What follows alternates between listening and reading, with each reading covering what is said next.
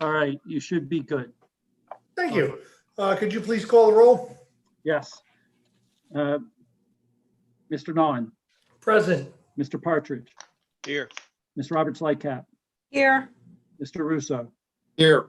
Mr. Altieri. Here. I believe when I looked, your solicitor, engineer, and manager are here. Thank you, Mr. Nease. Appreciate that. For our moment of silence this evening, let's please keep in mind, now that we're done with at least with the voting part of our national election, let us please pray for peace tonight. And let's pray for all those leaders so that we can get through whatever next step there is here. So please, let's keep all that in mind as we offer our prayers this evening.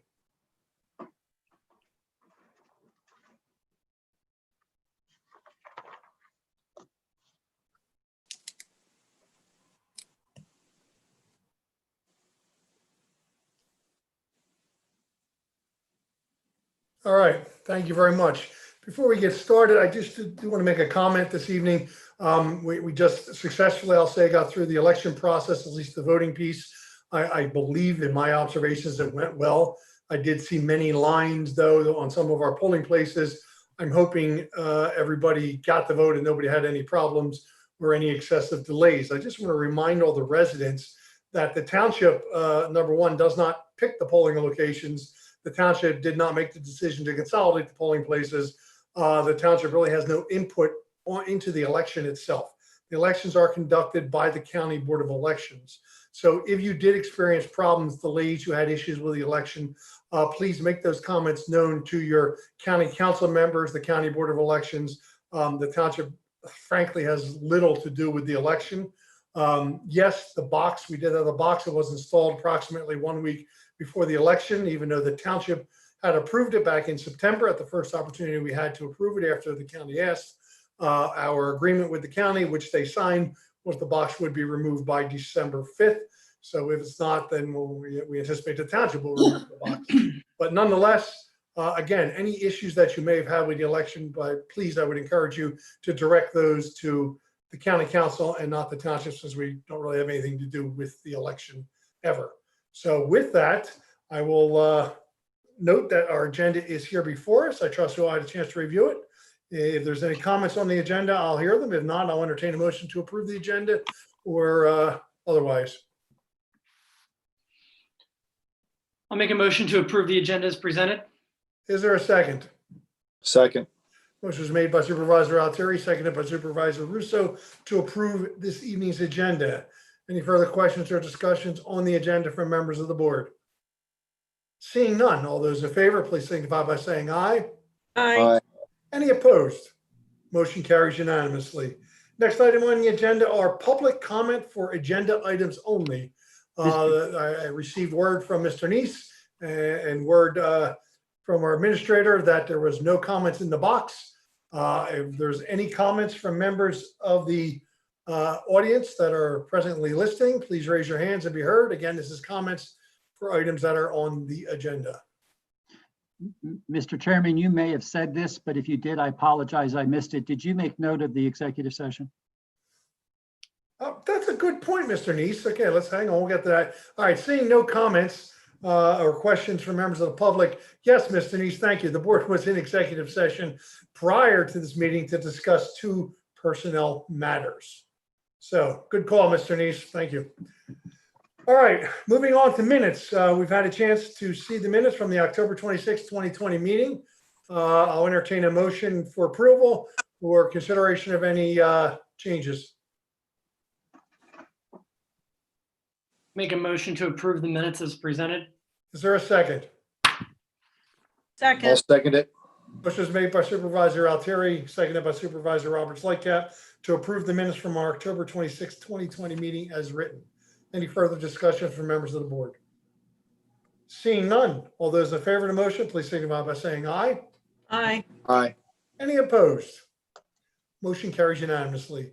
Next, we have 2 presentations on the agenda this evening. The first one is a presentation on recycling from our Director of Public Works. Mr. Nease, I will turn it over to you and George.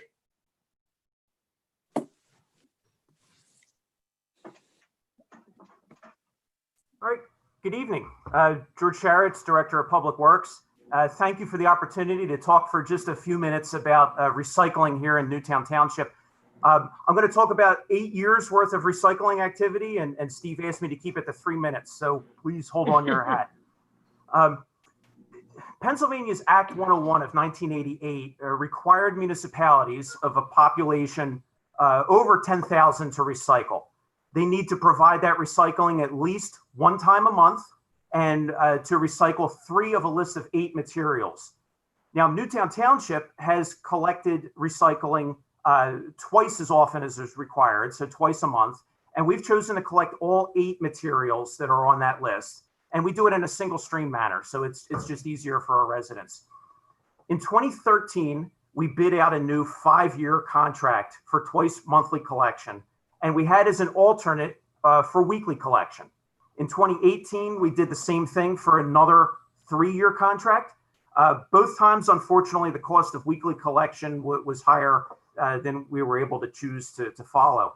However, in the 2022 contract will be coming up, will be bid out next year. So we are going to try again to solicit a favorable cost for weekly collection.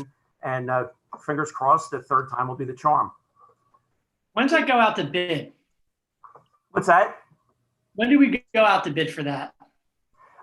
Traditionally, about 6 months into the year is when we do it. We go through the bidding process. You don't want to go too late in the cycle, but you also don't want to go so early that if the current contractor doesn't win the next one, that the service drops off. And then we want to make sure we've got enough time to prepare for budget. Yep. So even though we had continued with the twice monthly, we didn't just stand still at that point. We heard residents, we heard from the board that folks were concerned that too much recycling would build up. If you remember back 2013, 2014, we had those old white 20-gallon cans that were used. So in 2015, we put in a bid to the Department of Environmental Protection for new carts for all our residents. In 2016, we were awarded that grant, and by early 2017, we had new carts delivered to all of our residents. The new carts were 96 gallons, so that was almost 5 times as much recycling material that could be put into them. There's a 45-gallon version for folks who just physically maybe couldn't move them, or if they had a smaller household.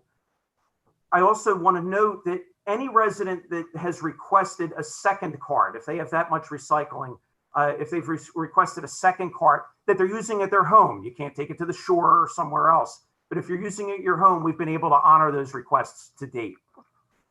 I don't mean to interrupt you, George, but I would make note that we do track, they have a serial number on them, and we do track those to each individual residence.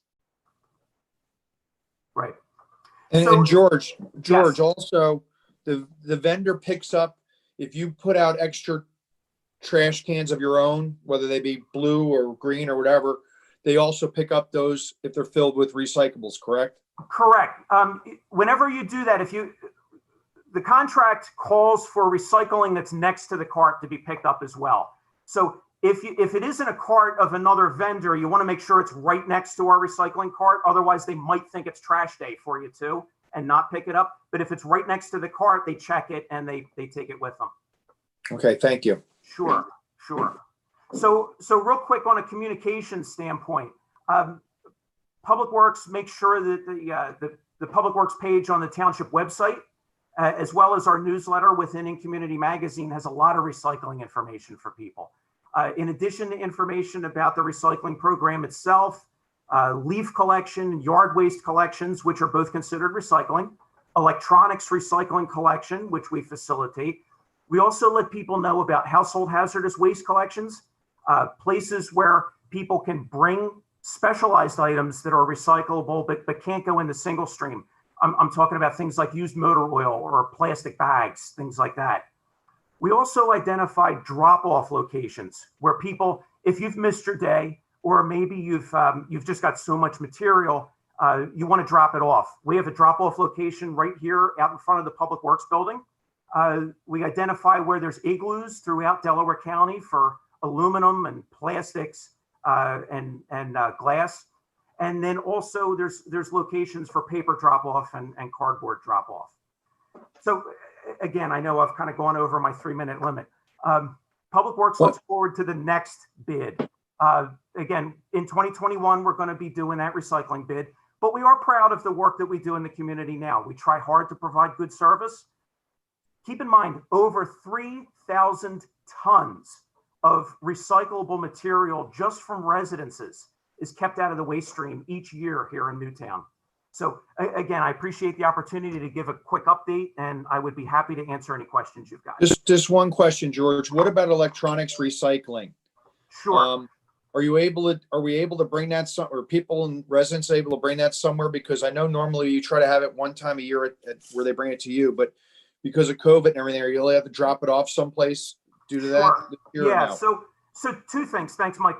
Two things. One, there is that annual drop-off event, and you know, the township covers the cost of that, and people can bring whatever materials they've got. They're not charged for it. We've also partnered with a company called Retriever. It used to be called Curb My Clutter. It's now Retriever, and it's a text-based program, although they've got a website, and people can have electronics picked up right from their curb or right from their house.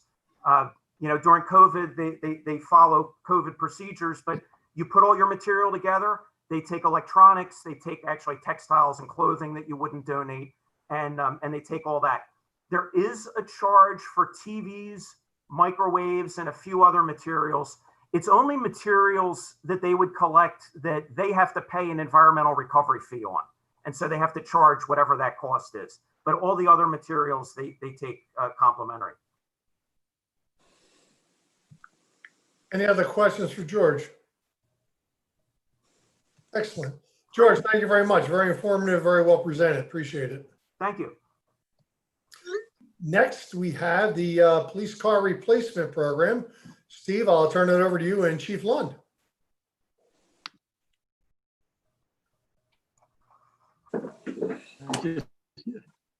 Well, give me one moment. I need to bring Chris over.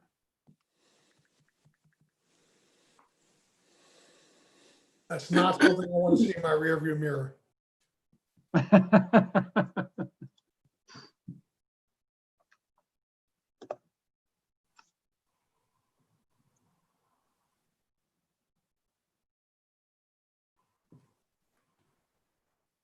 Chris, can you hear us? Yes, can you hear me? Yep. All right. Chris, I'll let you go ahead and start. Thank you. Thanks for the time tonight.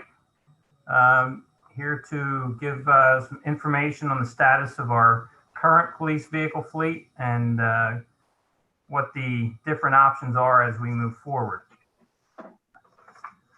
So the next slide is shows our 12 police vehicles, who they're assigned to. If you note, car 714 through 719 there are marked patrol cars, and they are assigned to either 2 or 3 different officers, and they can be on the road because they're assigned to 2 or 3 different officers. They can be in use on the road anywhere from 48 to 60 to sometimes even up to 72 hours straight. The other vehicles we have are generally assigned to one officer. Next, we note the model year and the mileage, engine hours, and prorated mileage of the vehicles. So currently we have 3 vehicles that are outside of the manufacturer's warranty. The manufacturer's 5-year, 100,000-mile warranty. That's car 7, car 8, and car 11. So we have the, for example, car 8 shows the mileage recorded this year was 81,662 miles. The engine had 8,110 hours on it. So the engine was in operation for 8,110 hours. And we used that engine hours times 25, figuring that if the engine is idling, it would also could get up to 25 miles moving on patrol So that's where we would get the prorated mileage of 202,750 miles. And that's good to know as we do maintenance, look at maintenance on the vehicles. Next slide talks about the warranties of the vehicles. 9 of the 12 vehicles are covered under the manufacturer's 5-year, 100,000-mile warranty still in 2020. 3 of the vehicles are outside of that. And in 2021, we'll have 3 more vehicles that fall outside of the 5-year warranty time period. 2 of those cars are assigned to detectives, and the other one, the third one there, is also assigned to one officer, the traffic safety officer. So we're not overly concerned with that because they're not in use and they don't get heavy usage. In 2020, we had the 3 cars that are outside of the warranty, manufacturer's warranty. We had to do some expensive repairs. Car 8 needed a new transmission, motor mounts, and a new exhaust system. Car 7 needed new motor mounts and transmission mounts, and car 11, we had to rebuild the front suspension on it. The next 2 slides depict the front interior of the driver compartment of a patrol vehicle and equipment. As you can see, that's involved in the day-to-day operations. The next slide shows just a list of what that equipment is inside the driver compartment. The next 2 slides show the rear cargo areas of the patrol vehicles and the equipment that's in the rear cargo areas.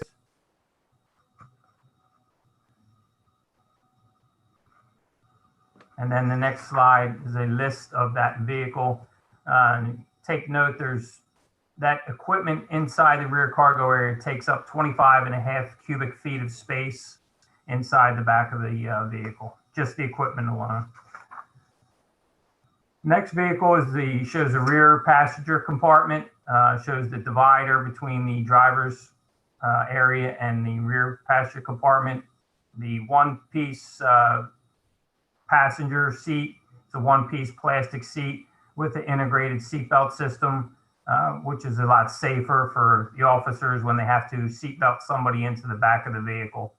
It also allows for somebody tries to dump anything out in the back of the vehicle. It's very hard to hide anything back there.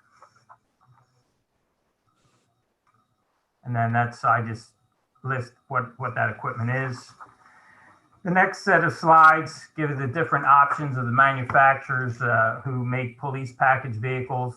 First is the Chevy Tahoe. It comes a couple different options as far as the engines and rear-wheel drive versus four-wheel drive. The interior volume of the vehicle, the estimated gas mileage, and it comes standard with the 5-year powertrain, 100,000-mile powertrain warranty, and a 50-mile-an-hour rear-end collision rating. Same thing on that Tahoe. The next vehicle is the Dodge Charger. So the Dodge Charger has a few different options on rear-wheel drive versus all-wheel drive and different engine options. But unless the interior volume of all the Dodge Chargers is the same, the gas mileage will vary depending upon the engine and the driving system. And the warranty is a standard 3-year, 36,000-mile powertrain, and it has a 50-mile-an-hour rear-end collision rating. And again, the only thing that varies with the Charger is the gas mileage, depending on which one you choose. Next is the Dodge Durango. That's the Dodge SUV. Little larger trunk or interior volume in the Durango versus the Charger. Gas mileage varies a little bit, but it's pretty close. And again, Dodge has a 3-year, 36,000-mile powertrain warranty and a 50-mile-an-hour rear-end collision rating. And lastly is the Ford Interceptor. The interior volume on the vehicle. There's a couple different engine options, which will vary the gas mileage that you get, and it comes standard with the 5-year, 100,000-mile powertrain warranty. And Ford is the only manufacturer to offer a 75-mile-an-hour rear-end collision rating. It's required by the government to have the 50-mile-an-hour Ford vehicles have a 75-mile-an-hour rear-end collision rating. And then next is the options. These are the options that when we purchase the vehicles, the options we look for. The vehicles have the V6 direct inject gas engine. We do not have any hybrids right now. We have black and white paint scheme.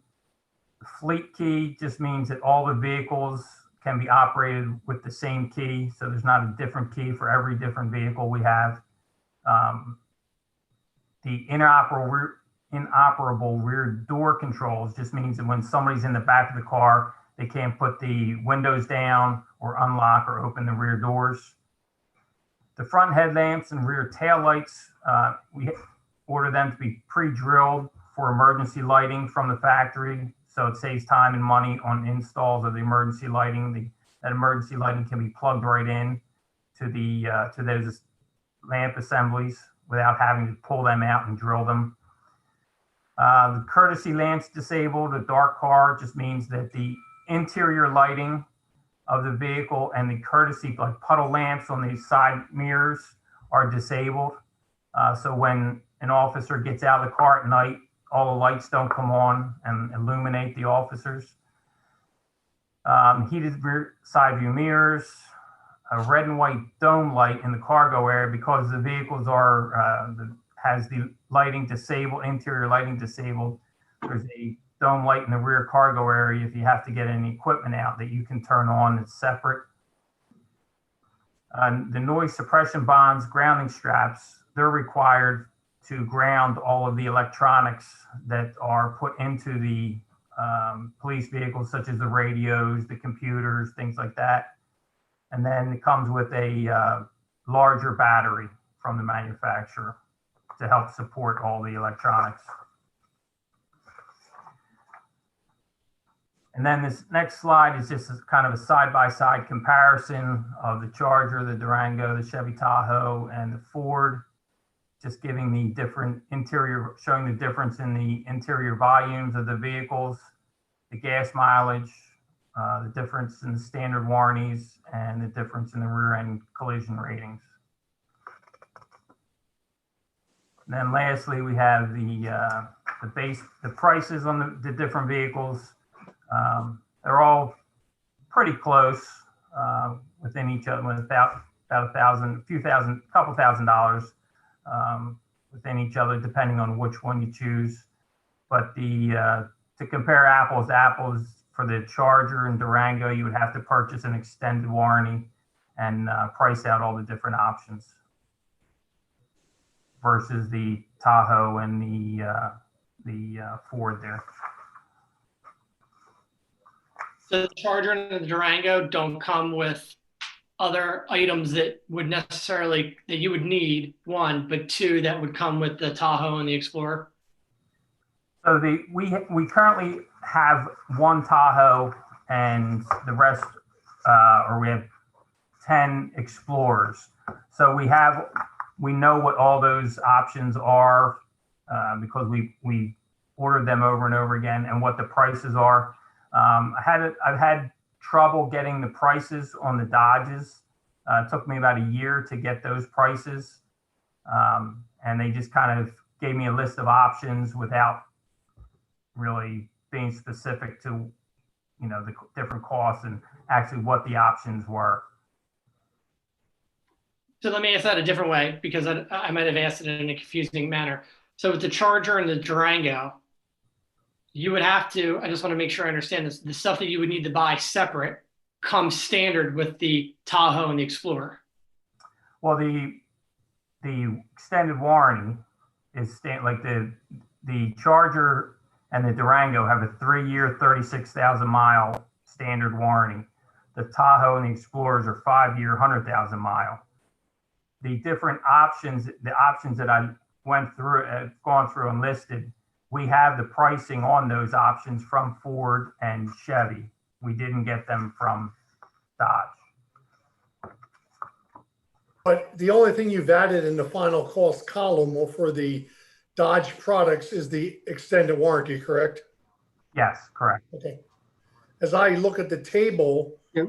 the Charger, I guess based on your earlier presentation, the trunk area isn't enough to store all the equipment that you presently store, correct? That's correct. So from a standpoint of a trunk that can store everything you need to store, it looks like the Explorer is the cheapest vehicle there that we're already purchasing. Cheap, we feel we get the best bang for our buck with the Right. Ford, Right. as far as spacing, the warranty, and the safety with the rear end collision rating. Right, just looking at your table though, if the Charger can't fit everything you need to fit in the car and you take that out of the equation, the Ford is the cheapest of all the other vehicles, all things being considered. Yes.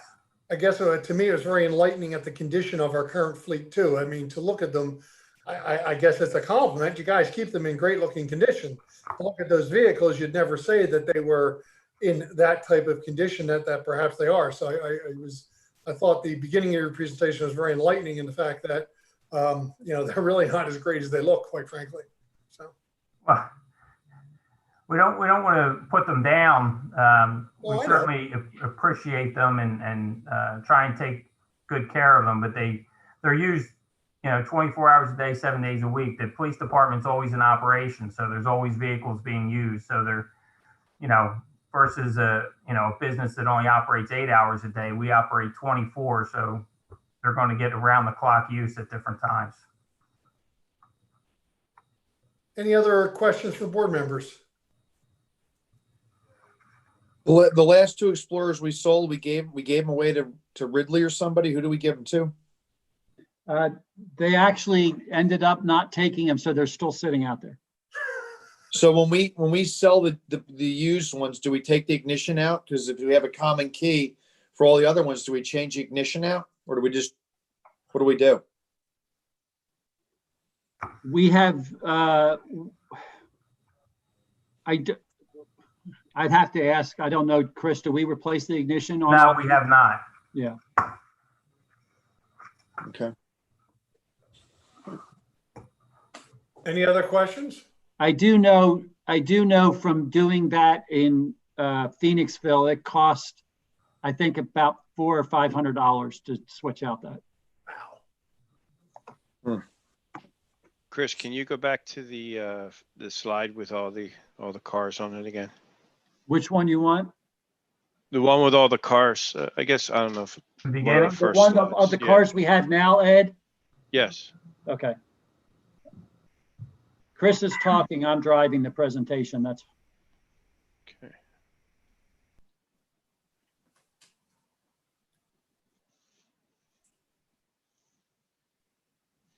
you want this Yeah. one or this one? No, the one before that. Okay. Okay. So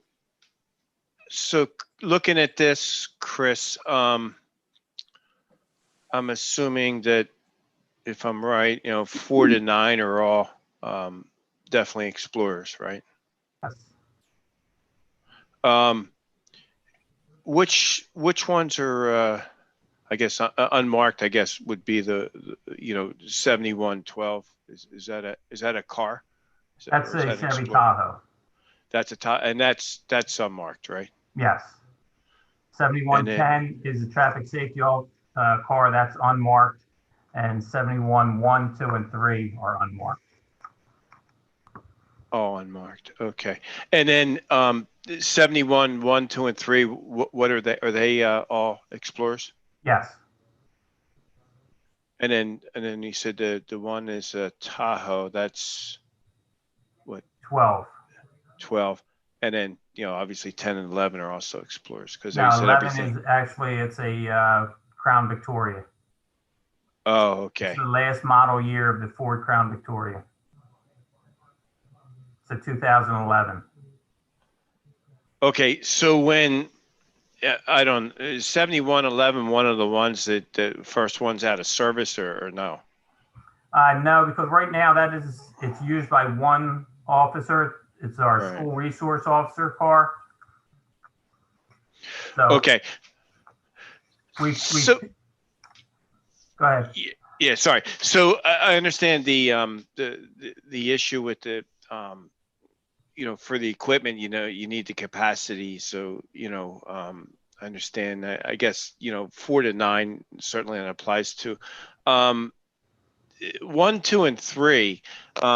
When they're up for replacement, are they cars that could be, switched out from an SUV to a, to, for instance, the, what is it? The Dodge Durango, not Durango. What is it? The Dodge car, The Charger. the Charger. Or do we also need the same, equipment requirements that we need in 4 through 9? No, the 1, 2, and 3, they're used differently than the marked patrol vehicles. Do they have to be the SUV? No, they don't. But generally speaking, because of the all-wheel drive and we usually pass them. We have been passing them over to the township for use by codes or whatever use is needed for the township. Okay. All right.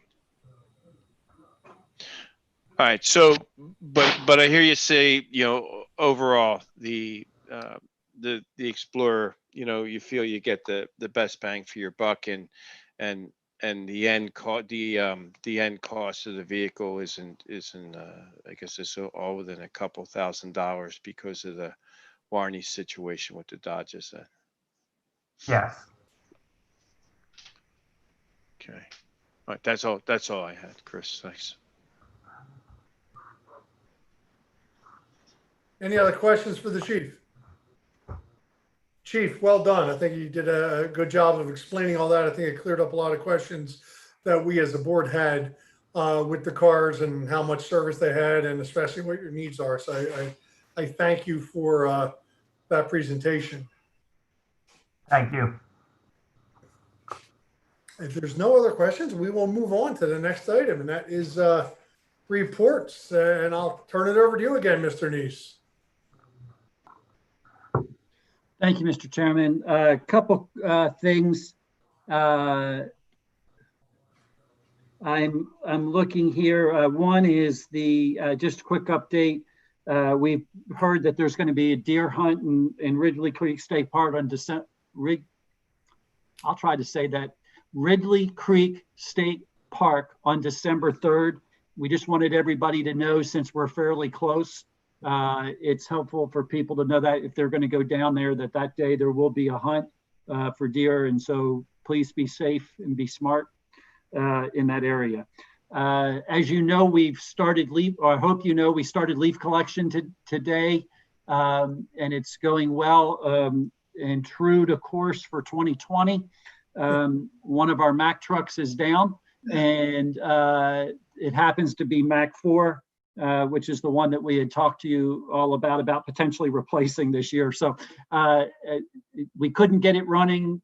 We brought in the mechanics from the local garage that we use. They also could not get it running, so it'll be being towed this week down to see if we can get it repaired. The good news is with that our old faithful, our 89 Mack that we somehow can't kill, we pulled out of the back, and it's running, and it will be doing that. If we find that it becomes an issue, we may make a decision to rent a truck for a couple of days while we're waiting on getting this one fixed. So I just wanted you to be aware of that. Also, I think we had talked last time. I wanted to make sure that I was real clear for those, particularly in the public, but also for the board, kind of this plan for the zoning rewrite where we are. The consultant's working on several things right now. with the goal to have everything done towards the end of this month, and then be prepared to present it to the Planning Commission and also to the Delaware County Planning Commission, so that you know that will, in January, the Planning Commission will probably, looks like we'll be meeting twice, the second Thursday and the fourth Thursday, and again in February, the second Thursday and the fourth Thursday, so that they give ample time to review the zoning document and allow public to have comment. You had approved at the last meeting a letter. We're working on a few more details. As soon as I get those details finalized, I will get the letter out to you for approval. That letter should be going out probably early to middle of December, letting everybody know the time frame on that. The idea again being give people a chance to see the document, review the document, and also to go over it. We are going to break the document up into at least 4 sections to work through the Planning Commission so that everybody knows what sections we're covering on what nights. So that's the process that we're going to use. If you have any questions or concerns, I'm open to hear any comments. Well, you skipped the second item, didn't you? I may have. I'm going to go back and talk about it. Well, I just want to reiterate I just want to actually put a point on what Steve is saying about the reason we're doing all of this mailing and having all these other meetings with the Delaware County Planning Commission, whom we were working with to help do this rewrite, and also these other breaking it up into sections. This is not a completed document. And it's a topic of conversation, and it's not completed. I mean, it's a completed document. It's a work in progress. And I keep saying that, but this is why we're doing this and having input. It's not completed. And we have had professionals help us with this document. Mike and I are both on the committee, and we've had Delaware County Planning Commission help us in addition to your Natural Lands Trust. So just to plus local residents too. And they've been on the committee. Yeah. So I just wanted to put a point on that because of some things that are going around on social media. So I think the other thing too that's important to highlight, to piggyback off of all those points that Tina just said, is that, Steve, it's my understanding, correct me if I'm wrong, but you pushed the approval out of this a couple months further into the new year so that these meetings were not happening around the holidays, so that it provides more opportunity for residents to come and provide their public comment to help create this finalized document. Again, getting that letter out there, well in advance before any of the meetings occur. So that's a correct correlation, correct? Or I guess that's exactly why it's being moved to January. We did not want to be in the middle of this during the holidays. We felt like public would have a better chance of making comment and being a part of the process if it was done in January and February. And that letter is going out to not just residents, but every single property owner, whether it's commercial or residential, institutional, anything like that, correct? Correct. I think it's whatever the number of parcels, I think it's 7,100 or something like that it'll go to. But it's also going to people in rentals. So it's everywhere. Perfect.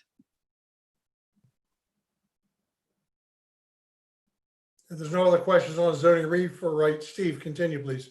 So the next thing on the agenda was number 2. I had skipped down, I'm sorry, was paper streets.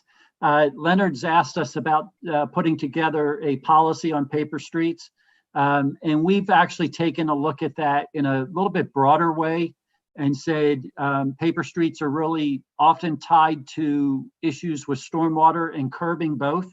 And so we're trying to put a policy together that addresses all 3 of those, though they can stand separately, but they can be treated together if needed. And so we've met a couple times since the last meeting. We've really made good headway. Eileen had brought to our attention specifically that the second class township code has some very specific requirements for doing this. And so we've gone in and looked at those requirements.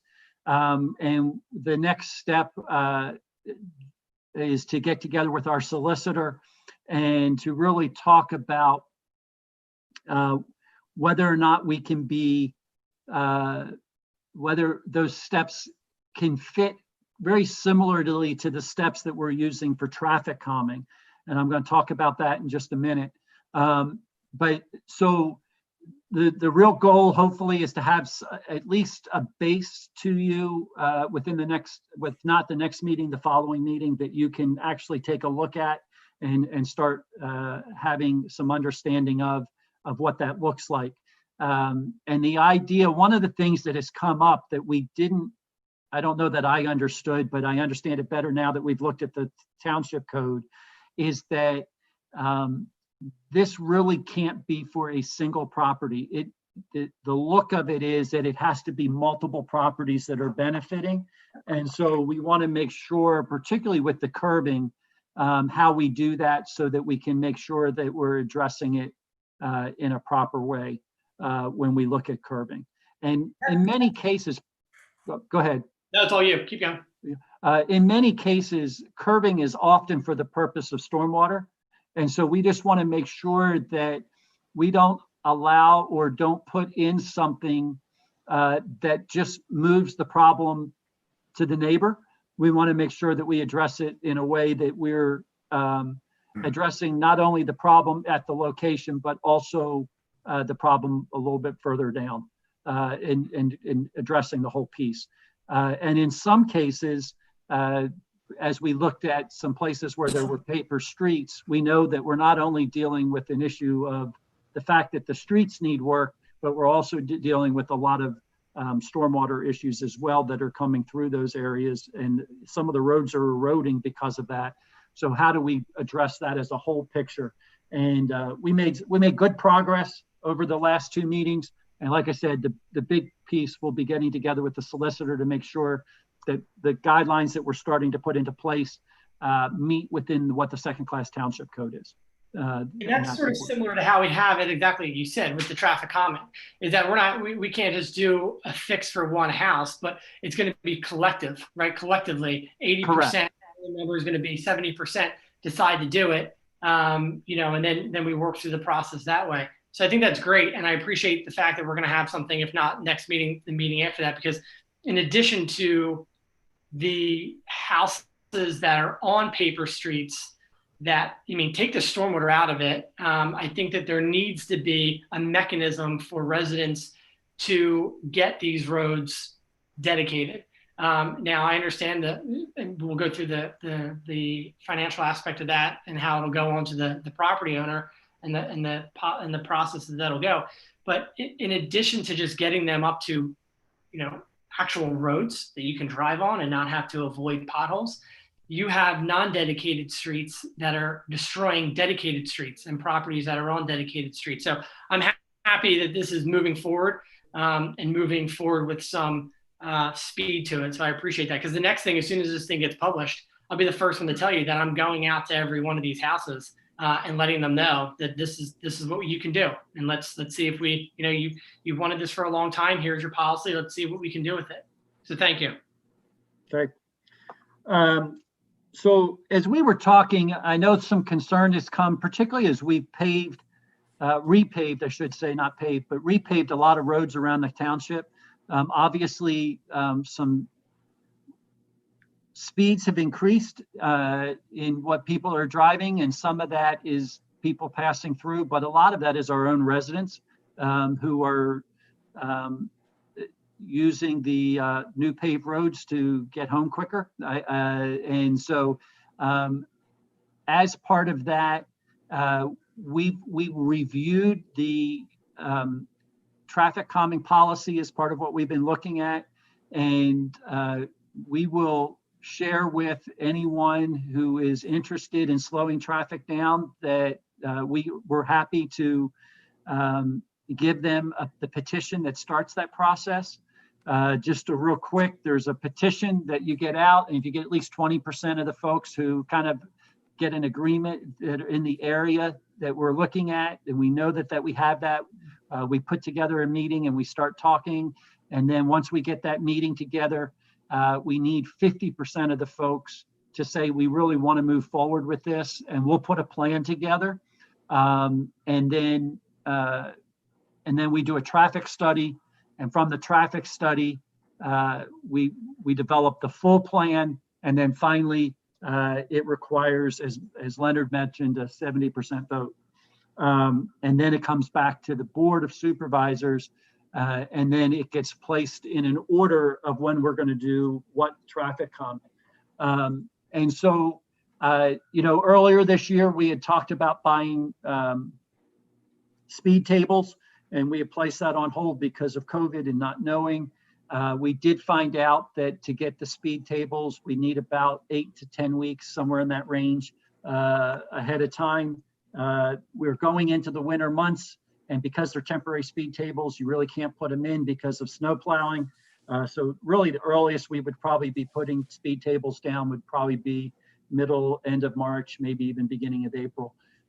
So we will be looking at that, and we do have that in the budget again for next year as part of where we're headed.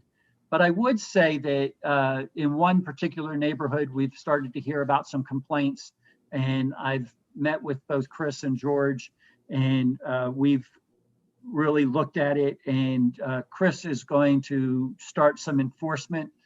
He's already started to address some of the fact gathering, and we'll continue to do that over the next week.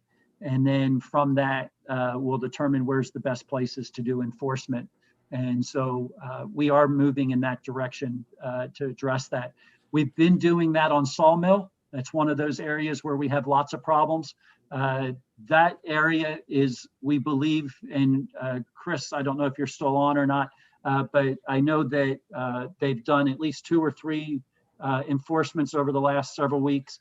And we are finding a lot of the tickets that's being written there are from people out of town and not living here right in our community, or at least not right at Sawmill. So, so we are trying to address that area. We've got another area on Stony Brook, and I'm drawing a blank of the other one right now. Oh, Ellis Avenue out here. And if you drive down Ellis Avenue this evening, you'll see the one of our large signs reminding people to watch their speed coming down Ellis. So we do have several areas around town that we're watching, and we're doing that. But if residents have complaints and want to look at traffic calming, there is a process, and we're glad to take you through that process. Any other concerns or questions related to paper streets or traffic calming? You said Ellis. You don't mean Charles Ellis, right? You don't. I do not mean Charles Ellis. Charles Ellis is not dedicated. Okay. At this time, excuse me? I just wanted to be clear that it was not through BPG's property or Equus's property. I'm talking about Ellis Avenue between Route 3 and Bishop Hollow Road. Okay, great. Thank you. And one last thing that came about late this afternoon, Mr. Chairman, Mr. Pat Collins would like to submit his resignation if the board would accept it. You're muted. You're on mute, John. You need a vote or just a nod of a head? I would defer to our solicitor on that. Joe? He needs to unmute himself. He's looking for the unmute button. I'm unmuted. I'm unmuted. No, it can be done by the township manager with the board's acquiescence. Is there anybody on the board presently that thinks we should not accept the resignation? I'm not hearing anything, Mr. Nease, so I believe it's unanimous that we will encourage you to accept the resignation of Mr. Collins from Public Works. I will do so. Thank you. Anything else? Excuse me? Do you have anything else? No, I was going to turn it over to you. Oh, thank you. Any questions for Mr. Nease on anything? I have a question, and and I guess this kind of goes with the paving, but I know this is another issue too that's in the township, is that I guess years prior, the township used to provide asphalt berms for essentially curbing for the township. I understand fully that curbing is the property owner's responsibility. But as I said, years prior, I guess there was a history of the township prior to UC providing this asphalt berm that served as essentially as a curb. This issue that I'm speaking about is not necessarily unique to just the Heights, which has no drainage whatsoever. And we're still waiting on that report from Eileen. So I do look forward to that drainage study, but also in the avenues where the township comes in and puts a new road, or even where the township doesn't put a new road and the plows nick it and destroy it and so on and so forth. But we have residents whose houses are being washed away. I have worked with George on this. And again, I understand the legality of the fact that the curb is the property owner's responsibility. But until the property owner, either puts in a new curb, the question I have is, why can't we as a township create a release from the township solicitor, have the township help these residents out? Again, you have someone in the Heights who's getting flooded every time it rains because there's no drainage here whatsoever, because the berm that used to be here by the township has been eroded away from plows. So why can't we have a release that the township goes in, they put in that berm again right where it was before, the property owner signs the release, it gets recorded against the property so that they know moving forward, if anyone buys it, that there is no ownership interest that the township has in maintaining that berm to help these residents out in the short term. Because every rainstorm that comes in, this resident in particular at Farview gets water in his basement. He's already put in a $20,000 claim to his insurance company because his berm has deteriorated. And, we can say, go ahead and put in a curb yourself and incur that cost. All it's going to do is make the issue, I guess, even worse for the people downstream, where they're going to have to put one in as opposed to the township, again, putting it in because there is no drainage back here. So is there a way that the question outside of that giant background is, can we get something moving on this? Again, I understand your hands are tied, Steve, but if the board, maybe we need to have another discussion about this, but I don't see how difficult it can be for a release to be drafted, the property owner sign that release, and the issue gets resolved. I would just say a couple things, and obviously we'll do whatever the board directs us to do, and happily do that, and we can look into what it would take to put the release together. I got a couple concerns. One is that these berms, if they're not a part of the pour, end up sitting on top, and because they end up sitting on top, it will probably not be long before we have plowed them up, even maybe this year, if we were to put some in this year, just because of the way they sit. And that's one of the reasons why they've disappeared. The other reason is that over time that we've put on top, but we haven't necessarily milled down the same amount. And the other issue that is my concern, I don't think we could meet all the requests. And I don't know how we would prioritize all of those requests in the process. I mean, we'll do it, but I think that you will find, I know of multiple properties in the avenues. I know of multiple properties in Florida Park. I know of multiple properties in the Heights that have been requesting these. And so as long as we know going in fact, we even had a property owner on Boot Road that requested it, and they made the decision to go ahead and put it in themselves because we wouldn't do it.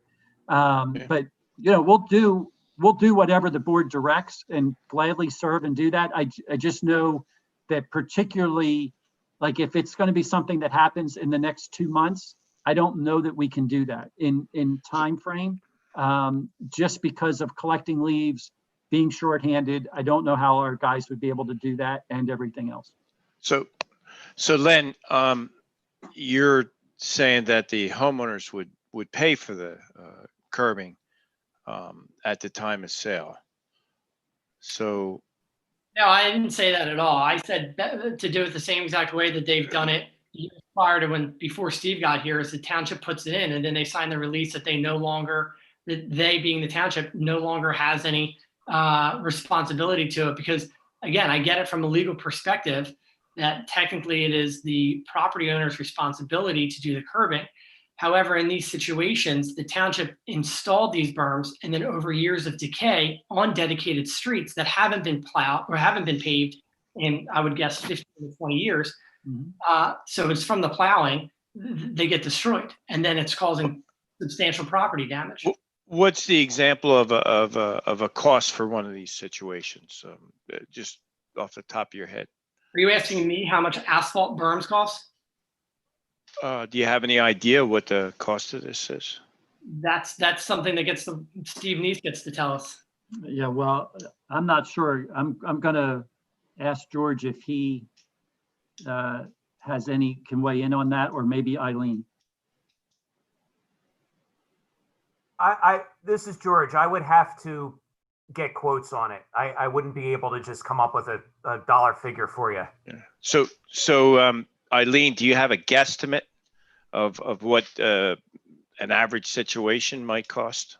I would say for a typical property that's about 100 foot of frontage, you could be dealing with anywhere from $3,000 to $4,000 a pop. Okay. Roughly, depending All right. on whether you've got multiple ones to do so that you have a little bit of economy of scale, or you're trying to do them on an individual basis. And that, No. That's very rough. I don't want anybody to hold me to it. No, not holding you to it. That's it. That's good. That's exactly what I asked for. So, an average guesstimate, $3,000 to $4,000. Len, I don't think it's as simple as just going out there and filling in curb pieces or replacing curb that was there. We generally have to look at, everything else around there. If the streets are sloped, we put in curb at one spot, it may cause a drainage problem somewhere else. So, to simply put in even asphalt curb, it's got to be part of a more comprehensive approach that we probably need our engineer to look at to see exactly how far we need to extend this. If there is no drainage in a particular area, then we could be putting in thousands of feet of curb just so the water doesn't affect the next downstream property owner. So I really think the solution is more of a global solution where we got to get these studies to figure out what needs to be done with the drainage situation in a particular neighborhood or area, rather than just putting a piece of curb in here, there, and other. I just don't think it's that simple. The township. So Len, another question for you. To overcomplicate the wheel. If the township for years prior to Steve did this, I don't think that it costs $3,000 to $4,000. And I know Eileen said not to hold her to it, but we have George Sharretts goes out and fixes potholes, right? There's a road, they go and they stamp out the pothole. You can't tell me that we need to make this a massive undertaking while we await the other drainage studies, while our residents consistently are being flooded out when a berm that was placed by the township originally has been destroyed. That's all I'm saying.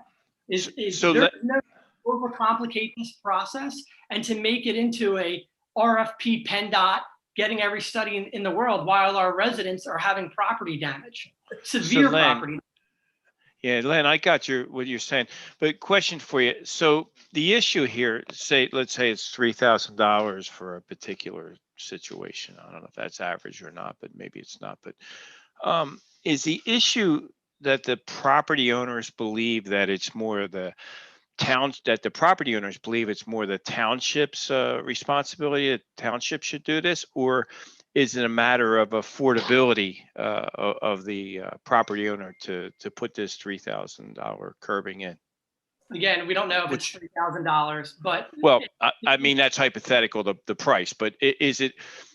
Which one is it? Is it that the property owners believe that the township is obligated to do this, or is it the affordability of getting it done?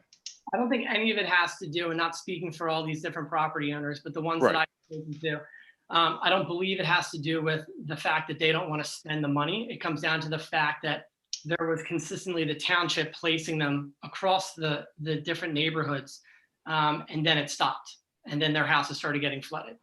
So again, I understand the legality aspect of it, that the curbing is the responsibility of the property owner. The argument I would make is that the township took on that responsibility by installing it. You have them sign the release. It's done. You record it against the property. It's Right. done. There is no longer an argument to be made that the township has to maintain this moving forward. I do releases every day. A first-year law student can do a release in 15 minutes. Well, if it's not a matter, understand, Len, but if it's not a matter of the affordability of it and the fact that regardless of what happened in the past, it's not the township's responsibility to do this, then, I mean, and Steve already mentioned, I mean, how much of this work would, need to be done? How many properties across the whole township? So if it's not the township's responsibility to do it, and it's not a matter of the affordability of the homeowner to be able to get it done, then, I think the homeowners should just go and, have it done and pay for it. Len, you've presented this as they need curbing. Is it just patching a hole, or is the resident looking for their entire frontage to be curbed? This person in particular on Farview is maybe 15 feet. It's a corner property. The water runs right down. I'm forgetting what that intersection is. There was always, wherever that stop sign is, there was always a half circle curb that went there.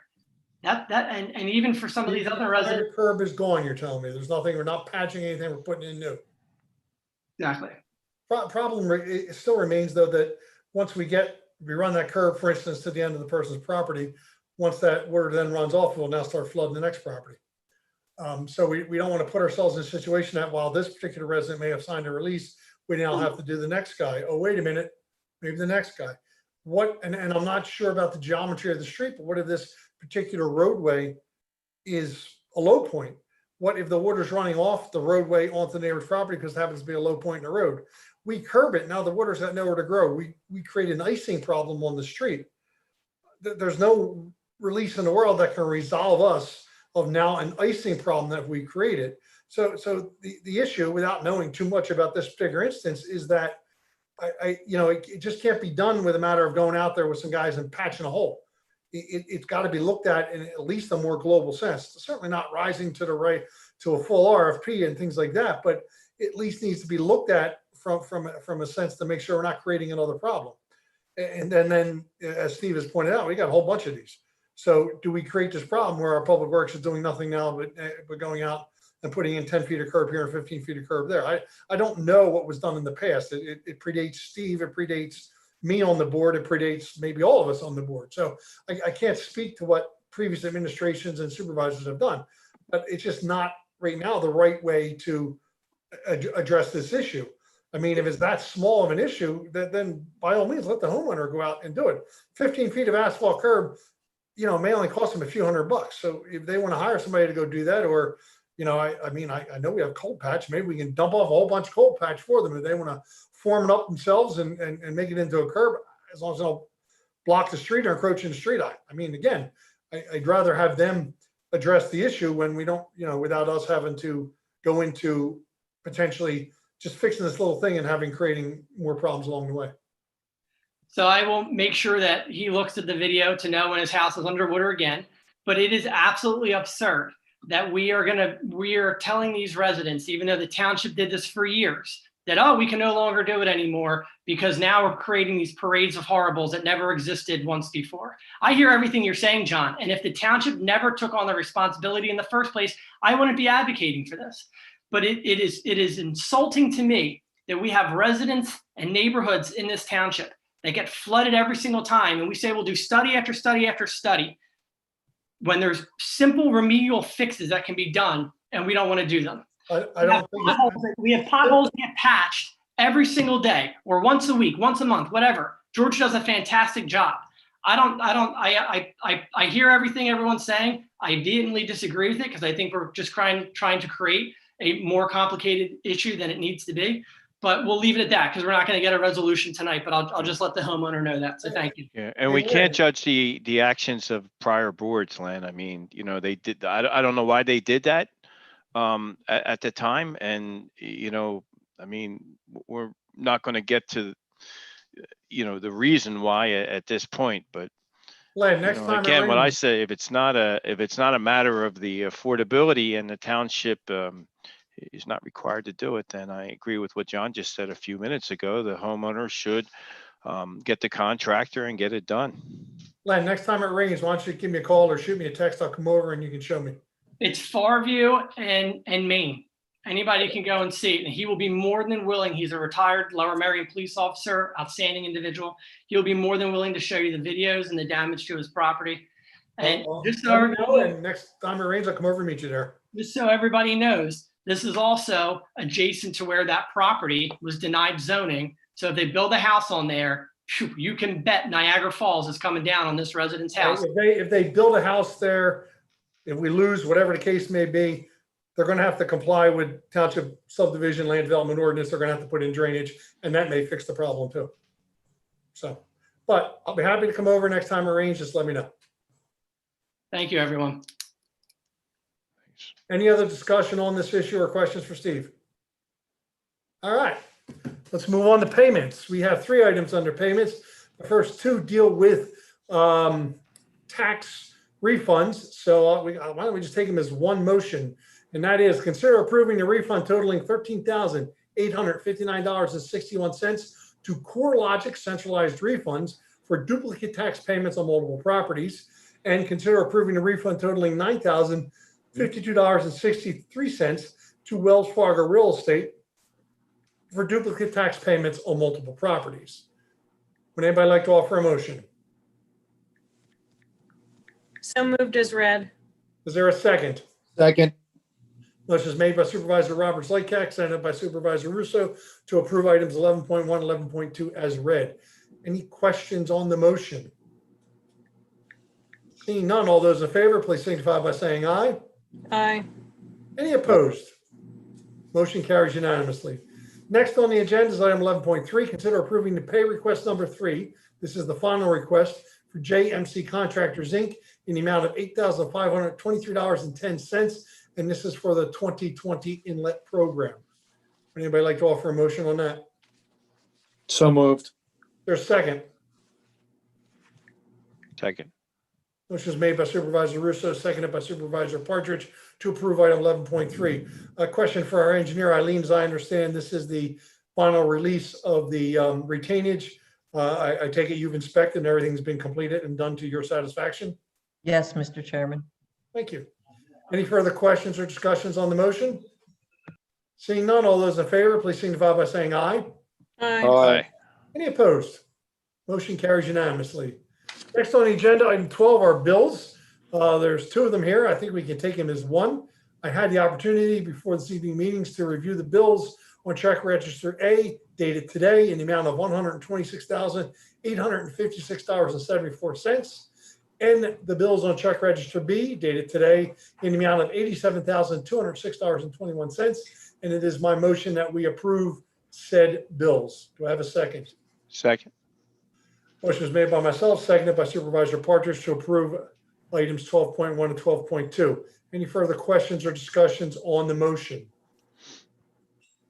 Seeing none, all those in favor of approving the bills, please signify by saying aye. Aye. Aye. Any opposed? Motion carries unanimously. Next on the agenda is consider approving the land development waiver request from Charlotte's Restaurant for a small outdoor dining patio.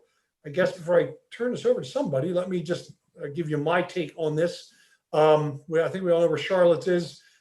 Due to COVID, like everyone else, they had started serving folks outside, but unlike others, instead of putting chairs in the parking lot, actually built a patio. Charlotte's is located, I believe, in the residential zone, and expansion of the patio there was not an approved use within the residence zone, although they did build the patio over top of existing impervious surface, so there really wasn't a drainage issue. I don't know, Mr. Neese, perhaps you can fill in. I don't think we should even talk about this. I think the man needs, I've never even been to Charlotte's. I don't know who owns Charlotte's, but the fact that he built it on top of pavement so he could put out some chairs for people to eat so he could hopefully save his business. I don't even think we should argue about this. It's crazy. Well, would you like a motion for approval then? Well, I think we should, as long as it meets safety, as long as it's safe, and he didn't go and build a circus tent out there. If that's the problem, I mean, if it's a small patio just to accommodate some business, because of the shutdown of the interior dining. I mean, again, as long as it's not a circus tent. And it doesn't seem like it is. I don't disagree Second. with Mr. Russo. I guess the question for Mr. Neese is that, Mr. Neese, did they go to zoning and did they get their zoning relief? They did get their zoning relief. The reason it's before you is because what they're doing is more permanent than just, it's not just having an area outside during COVID. This area will be there ongoing. And so we felt like it, based on what my understanding of land development is, and the conversation with Rich Sikora with it was that this probably needed to, at least if you could give a waiver and you can do that, but it's because it's a permanent structure. Can you needed to define come before you. small? Can we just, is this 10 by 10, 10 by 20, 300 by 400? I mean, I'd like to understand what a small outdoor dining area is and how many seats. I mean, I'm trying to understand this because I don't know what small means as it's written here. I want to say that the plans that I had saw, because they had, I guess when they were originally cited, they called me up and for some reason, and I believe what I saw was about, I'd say 10 by 20. That's probably a good estimate. I mean, it wasn't, And they got zoning relief? they did get zoning relief for putting it there. Is essentially, as I understand it, they put a concrete pad on top of an asphalt parking lot. They leveled it out and things like that. And did it zoning take did any give them more- some requirements on the lights. And so, I mean, look, the only reason it's before, if this was just for COVID, you have already given a waiver for folks on COVID, we wouldn't be here. This is because it's a permanent structure. I thought it was just for COVID. That's I why I thought was it was gonna just second COVID. what No, no, Mike this said, is- yeah. They're not I mean, taking. I don't know how big this thing is. Permanent concrete patio. I mean, it's in an alcove next to the building. It's not really, they did not take out any parking that I'm aware of to do this. It was more of a loading zone, I guess, area, or just a dead paved area. So, I mean, what did Andy say when he went out there, Steve? Did he say it was interfering with anything from a safety No, standpoint? that was part of the issue. It's not interfering with anything. Like I said, the reason is part of it's because of your code Right. doesn't necessarily allow for outdoor dining. And when it does, it has to go through this process. And so we all agreed that you all agreed, I mean, I don't get a vote, but you all agreed during COVID that we were not going to enforce our zoning requirements related to outdoor dining. And we didn't with them. But when they came in with this, that's a permanent structure, we said this isn't simple as putting, I mean, we asked, are you tearing it out after COVID? And the answer was no. So that's why we're here. So if it's not COVID related, and it's a permanent thing, then what kind of precedent are we setting by waiving development? He got zoning. Well, they I mean, already got their zoning relief from a land development standpoint. how do you say no? How do you say no if they already got zoning relief? I mean, From a land development standpoint, they've paved over a paved area. I mean, it's zoning permits them to do the outdoor dining now because they got the waiver. They're paving over a paved area. I don't know what else we would even review as part of a land development application. I mean, it seems Pretty straightforward. It seems pretty straightforward. That it's small. 10 by 20 is not a big patio. yeah, don't hold me to that. Easy But to put up there. yeah, I remember seeing like 4 tables. It wasn't anything big deal. But it's right up against the building, right? Right up It against is the right up building. against the building. There's actually an alcove on the building that comes I out. see and that. You're just Yeah. basically filling in the area. I see it. I don't see the deck. I don't see the patio, but I see the alcove. Right. It goes from the back half of the alcove to the back half of the building, like where the back wall is. Let me ask you a better question, Steve. Has anybody called and complained that's a residential person backing up to their business? I'm going to answer no, but I don't know that, I mean, nobody's called and complained that I'm aware of. Are they I didn't making check are it they out. are they making noise out there past say 9:30, 10 o'clock? No, they're not. That was part of the requirement.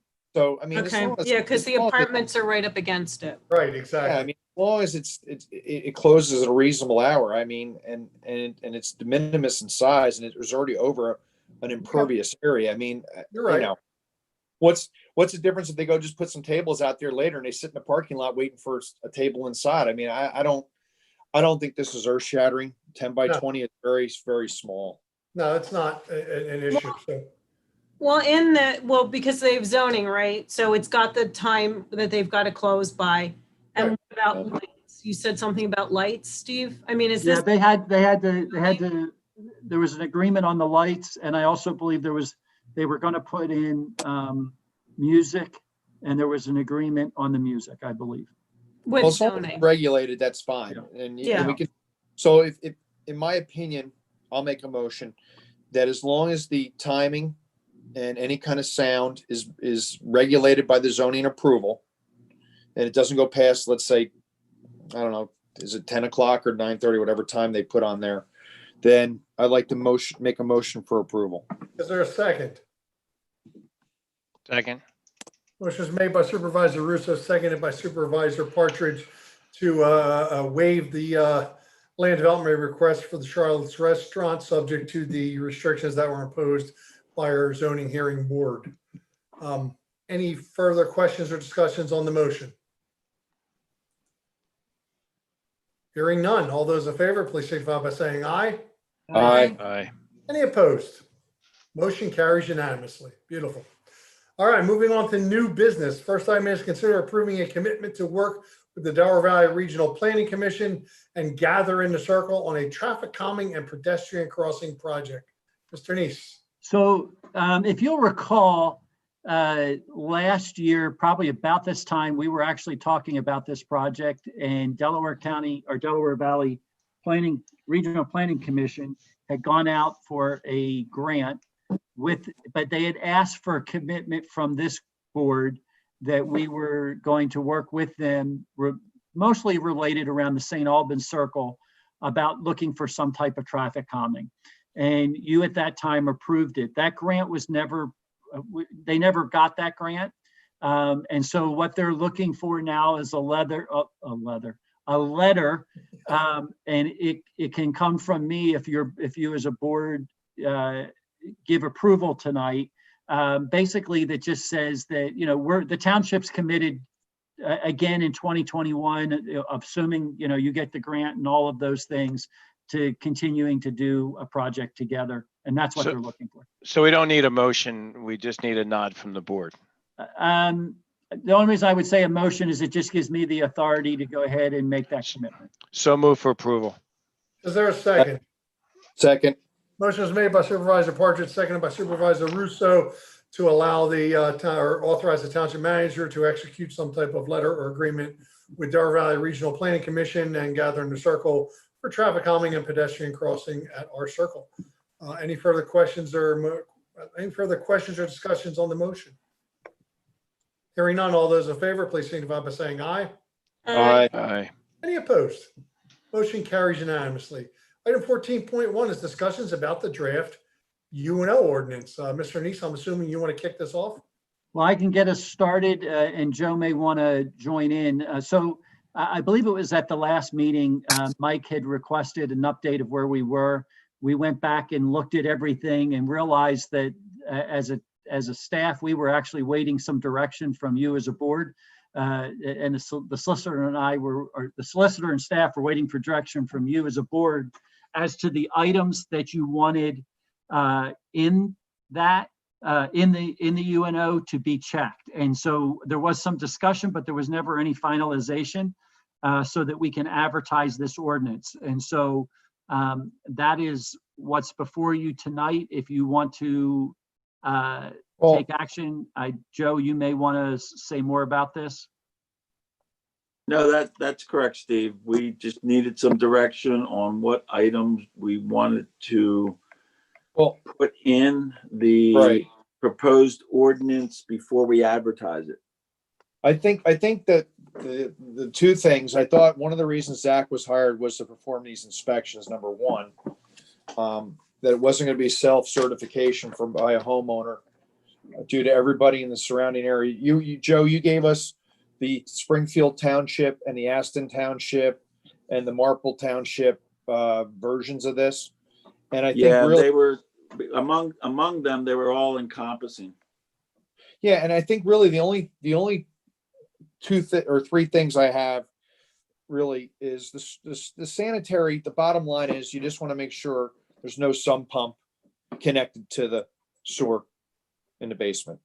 The thing with the public water service backflow preventer It was only for the houses that have them that they have to be certified and tested every year.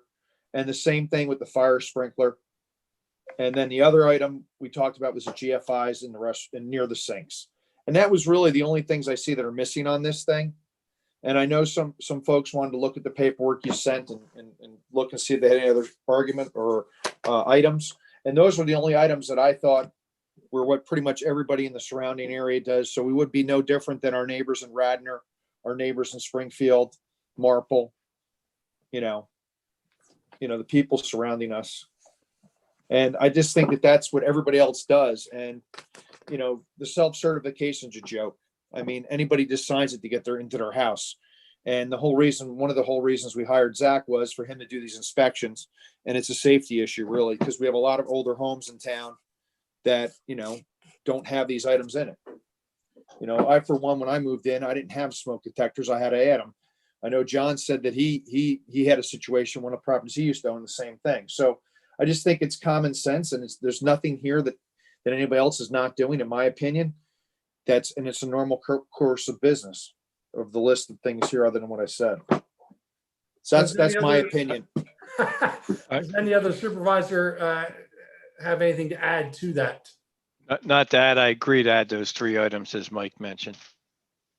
Mike, do you want to add those and then we can authorize advertisement at the next meeting? Yeah, I'm just going to copy right off. Actually, I'm sorry. I have a couple of questions with regard to the sanitary sewer laterals.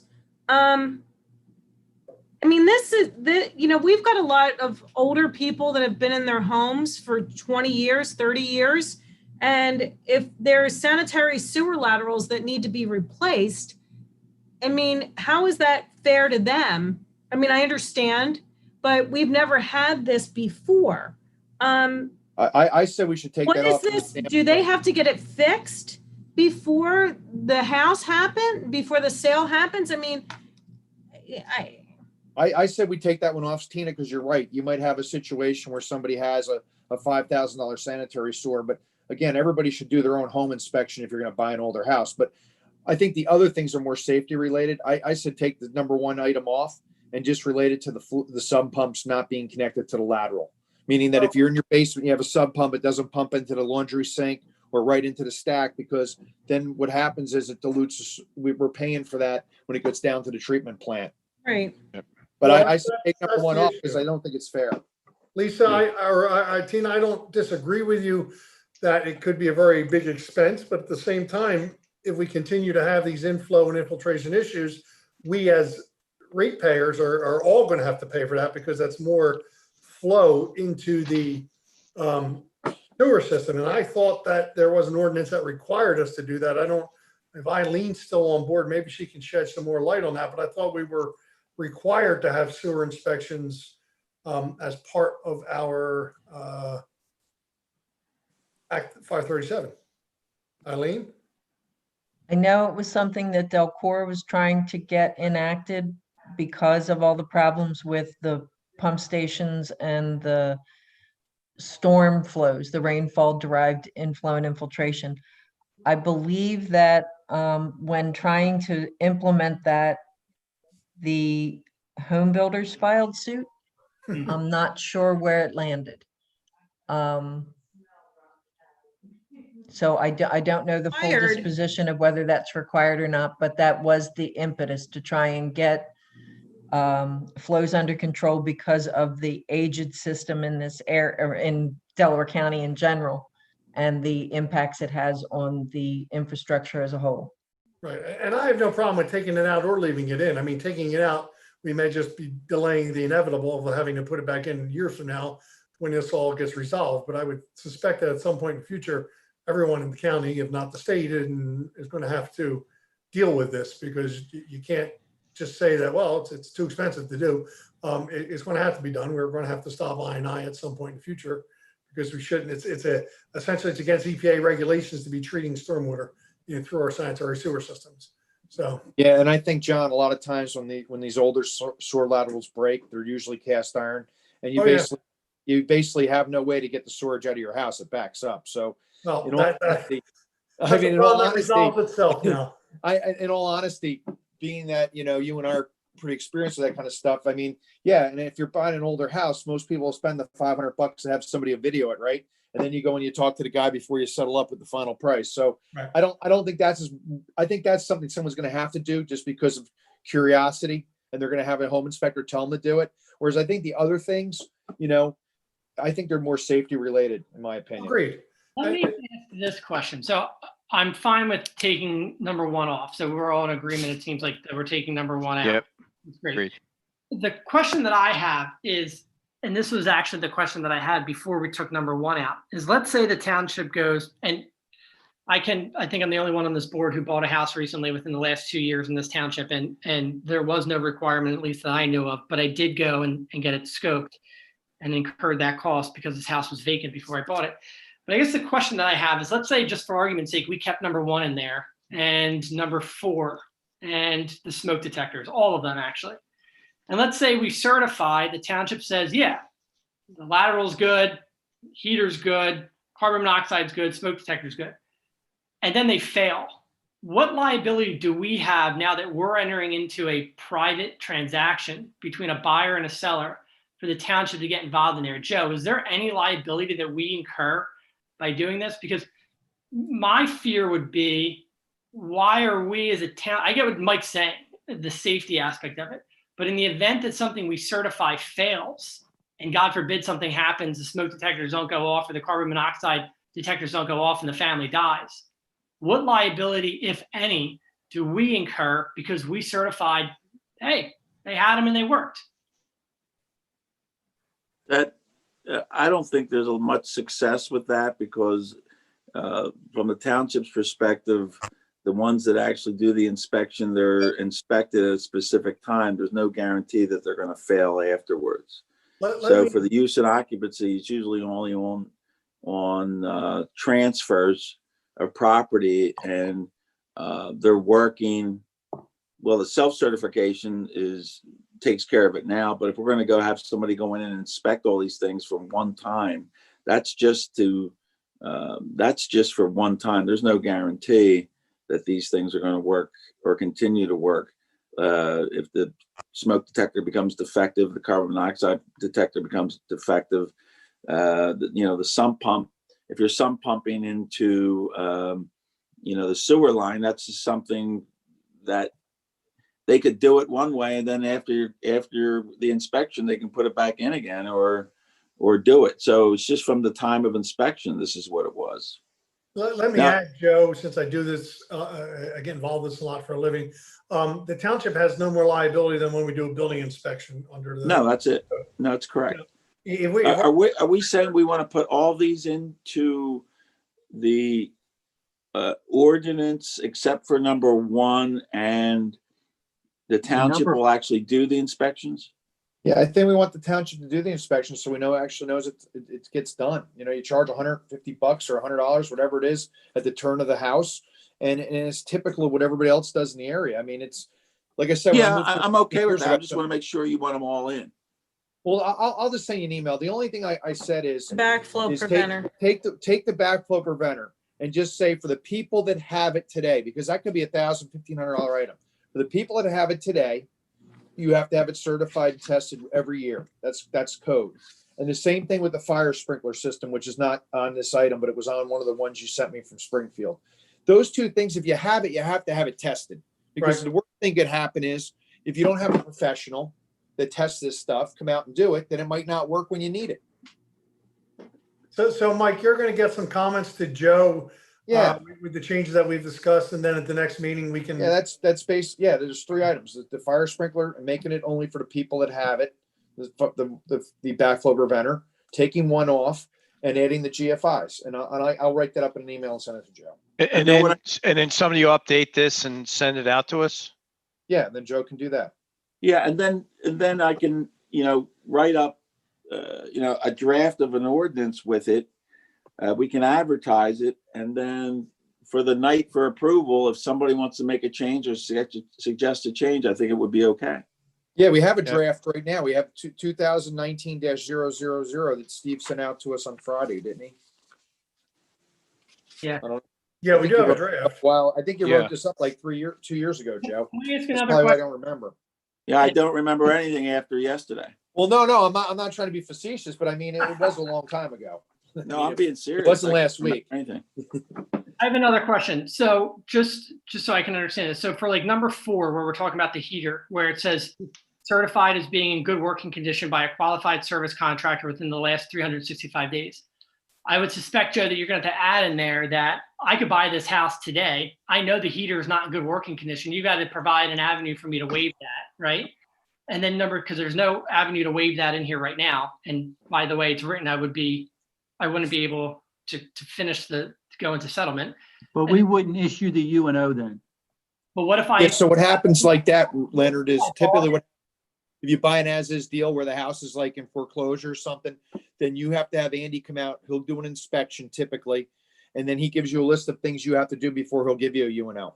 Right, Steve? That's what we had to do. We just wouldn't issue the UNO, so they couldn't occupy it until they got those things fixed. All right. Good answer. I like that. And then And we, I'm sorry, we do have a form that they have to fill out as part of that, because we do that even today. If for some reason somebody can't get the curb fixed before it changes over. perfect. All right.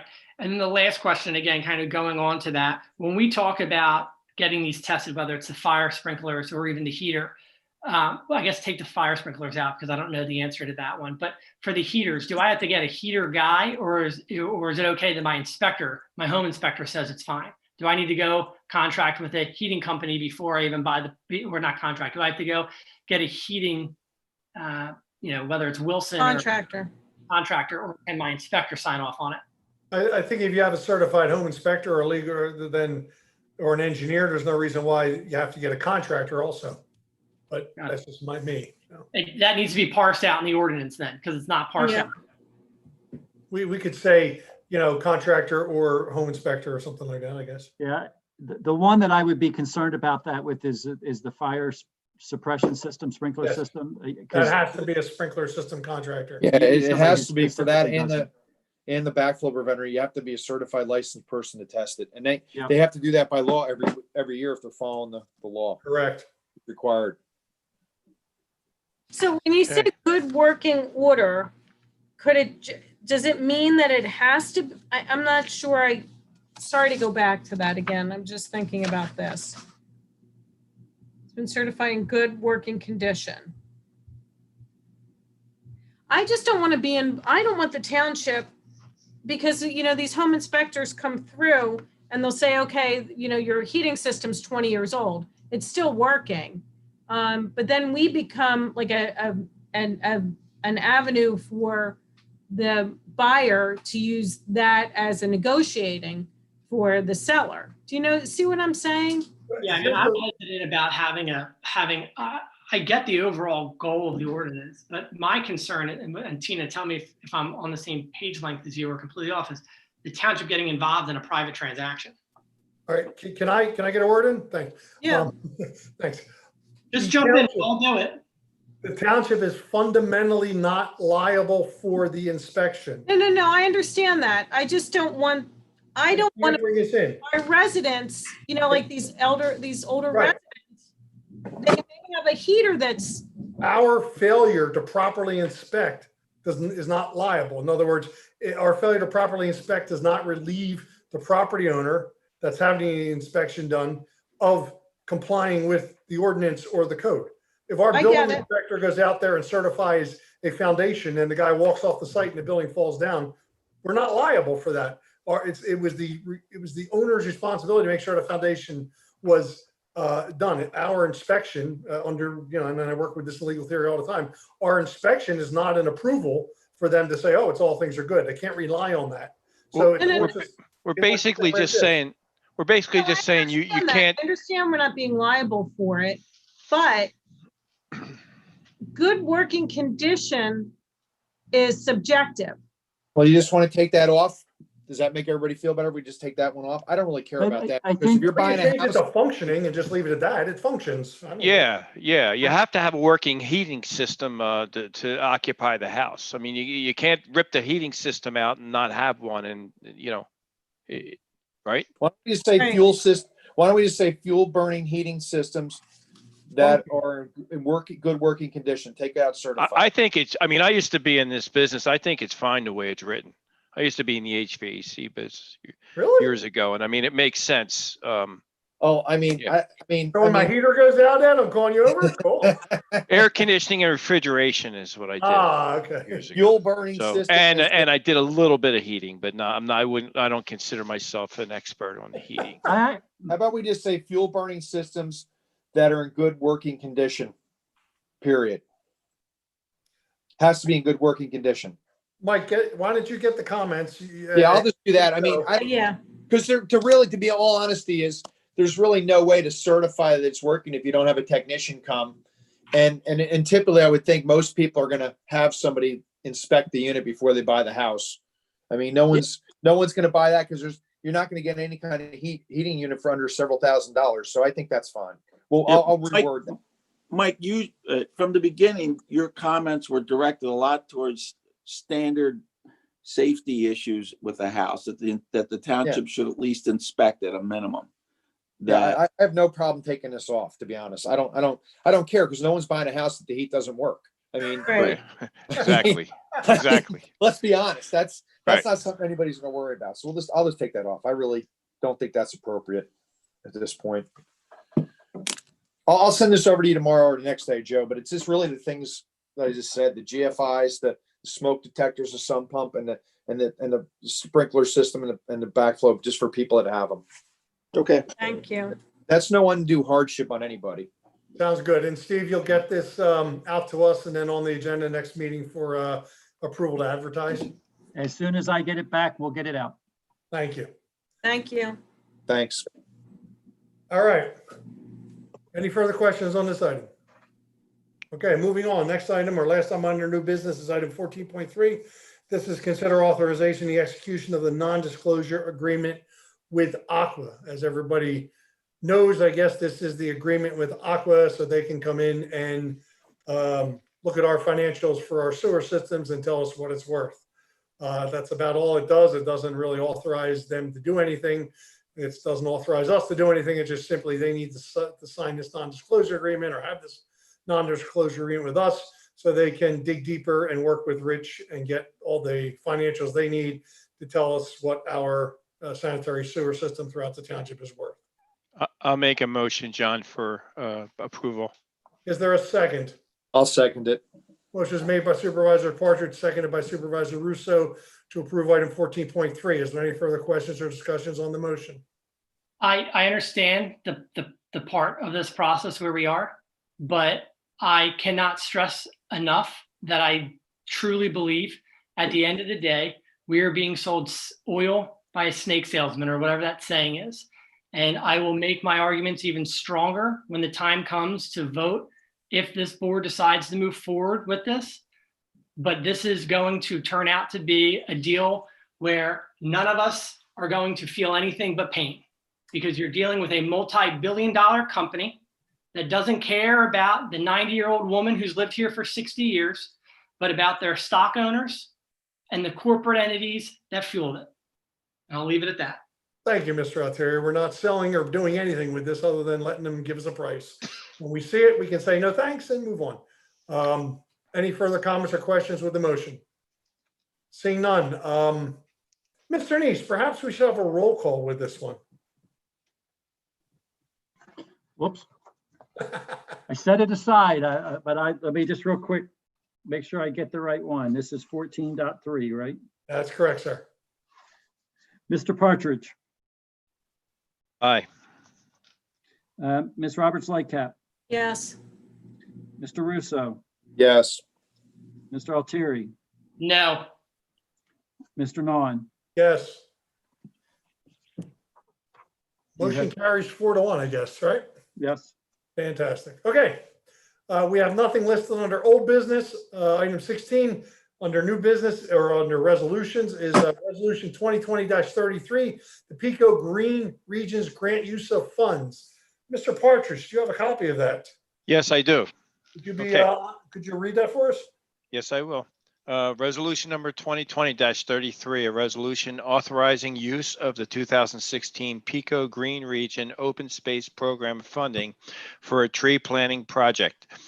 Whereas the Township of Newtown, Delaware County, Pennsylvania applied for a Pico Green Region Open Space Grant in February of 2016 through resolution number 2016-15. And whereas the Township of Newtown, Delaware County, Pennsylvania, and the Environmental Advisory Council was awarded that grant, but determined not to pursue the original intended project. And whereas the Township has received permission from Pico Green Region Open Space Program to pursue utilizing these awarded funds in association with the intended tree planting effort at Gable Park. And whereas the Township has recently authorized a tree vitalized grant application to which it would like to add the funds from this Pico Green Region Open Space Program grant to the intended tree planting project.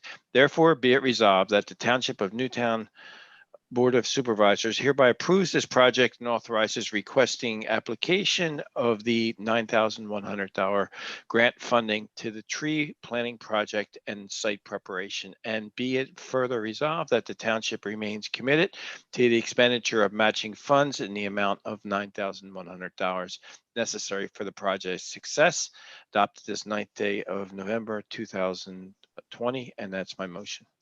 Is there a second? Second. Second. Motion is made by Supervisor Partridge, seconded by Supervisor Roberts Lightcap to approve Resolution 2020-33, the Pico Green Regions Grant Use of Funds. Any questions on the motion or any questions for Mr. Nease on this one? Hearing none, all those in favor, please signify by saying aye. Aye. Any opposed? Motion carries unanimously. We have nothing listed under additional business. Can I bring some, John? Yeah, under board comment, certainly, Mr. Russo, go ahead. So, my brand new road, and George has gone out to look at it today. There's a new patch, temporary patch that someone did. I think it was Aqua in the middle of the road because there was water running across the road last week. I came back late Friday night, early Saturday morning. I see a big patch in the road. My concern is that we have all these sewer guys running around in the township now, and where we just had the store lines installed down the roads and repaved all these roads. And I'm just hoping somebody, if it's a McCumbie's office or somebody, is just looking at these properties when they do the inspection after the equipment's gone, just to make sure that the roadway in front of the house is not any way damaged, because we just spent a lot of money, and that road hopefully lasts for the next 25, 30 years. So I know this patch is gonna have to be excavated and redone and meet whatever standard we have for the road. But I don't know. I'm not driving around the town as everybody else is. So there might be other areas where the same problems happened. Yeah, we occasionally have this, and it's always frustrating because you try as all crazy to make sure all of the roads we address everything that needs to be done prior to paving, and then you have a moment like this. I believe George has been looking into this one today. Yeah, he just got, I just called him this afternoon on it. So I'm not specifically calling this out other than to say that I'm afraid, being that I only go up and down really my own road. So I just want to make sure someone else is driving these other roads, if they see something like this, we want to catch the culprit and make sure that they do it back to our specification, because again, we just spent all this money, and it's definitely not a sewer problem, because the sewers where all three of these houses in relation to this patch are nowhere near this patch. Yeah, no, we think it's an Aqua issue for sure. And we're working with them, but we do try to watch those. We occasionally miss one, but we really do try to watch, particularly on our new paved roads for the first, I think it's 2 years or something like that we have that we go back. And so we watch that pretty closely. And to be honest with you, I don't know, Eileen, if Glasgow has any kind of warranty for the first year on paving. I don't know if they do that, but maybe it's just something where we want to have them do the patchwork, so that way, or at least have Aqua hire them. That way it's at least done correctly, because they did like as Miss Wilson said, they did a very good job, at least the road work I saw they did. And I hate to have some different person without the same quality come in and patch this road, and then for us to have a pothole here for the next 25 years, because that wouldn't do anybody justice after we spent all this money. Mike, to answer your first question, Glasgow does have a 1-year maintenance bond from the date of final payment, which has not transpired yet. Well, then they have They- to hire them, period. I don't want any conversation because the worst that could happen for us is a year from now, that's developed into a bigger problem and they're pointing the fingers at each other and we don't need anybody causing us any headaches. So I think we definitely have to make sure they hire them to do their work, to repair work, because at least it's the same quality standard, the same company. And that way, if there is a problem a year from now, it's somebody, we have one person to go back to, not 3. I don't know that we can require them to hire someone. I don't, that would be a legal issue. I'm not aware of being able to dictate that. Okay, well, I think we should look at that because I can just see that being a problem because what they're going to say, what Glasgow is going to say, if that problem gets to be a bigger problem in the area, they're going to say, well, when they had this repair done, they didn't do it, a quality job, and now it's a bigger problem. I'm just thinking out loud, ahead of maybe not, but I think it's a good idea if we can get them to do it. I mean, we don't want to, Sam Smith coming out here that just works for them and doesn't do the same quality of what we have there already. I guess Can we can look always into that? do it. Can we look think- into it? and- Yeah, I think we and should definitely come look back, into it. come back next Yeah, meeting? so we'll approach Aqua and ask Yeah. them if we would ask that they hire Glasgow to do it. I don't know if Glasgow would even do it, but we'll ask. Well, or at least somebody do same standard. I mean, it has to match. At the end of the day, patches never really blend in. But I think these guys own the plants and stuff, so we're gonna get the same material and everything. I mean, it's a bigger process. You know what I mean? Yeah. I don't want to have something looking different than the rest of the street. What about putting Aqua on notice on this particular? And then that way, when it comes down to it, if it does become a bigger issue, say we put you on notice when this happened. Well, Aqua still has the responsibility to fix it, so we can hold them to that standard to fix that. And if we haven't released Glasgow yet, we still really have them on the hook too. So I think we've got 2 ways to make sure that this gets resolved and fixed. Yeah, I know. I'll be to bed in a minute. Yep. Okay. Good, Mike? Yeah, no, that's the only thing I wanted to bring up because I mean, it could be a problem in other parts of the township. I don't know. All right. I will, let's see, any other board members have any comments? I have one, but I'll get to it. If nobody has any other, I just remind the residents that, yes, we did pass an ordinance regarding the circulars that are delivered. I know we've had some legal, at least a letter from an attorney suggesting that they don't like the ordinance or it's wrong or they're going to come after us, but they haven't done any action. The board has requested Mr. Nease to step up enforcement of that because I know some of us are still getting the deliveries, including myself. So Mr. Nease has said he's going to have the police look into enforcing this directly with the people that are delivering these things, get them to cease and desist, and we'll see where this goes. But just let everybody know that we are we are enforcing the ordinance and doing our best to do so. So, any other public or any other board comment? I'm sorry. All right, seeing none other, it brings us to the public comment. This is a public comment for items that were not on the agenda. We have one hand up. So I'll ask Mr. Nease to allow Miss Patty Wilson to speak. I've unmuted I'm allowed to talk, and I believe Patty's unmuted.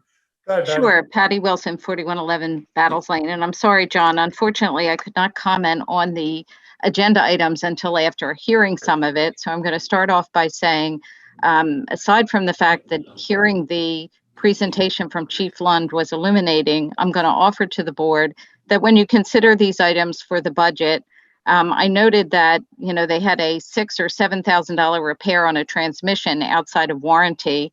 Perhaps having a policy and giving them some leeway in purchasing new vehicles. It certainly has been my personal experience that when you start to spend $6,000 on transmissions, it's probably time to get rid of the car.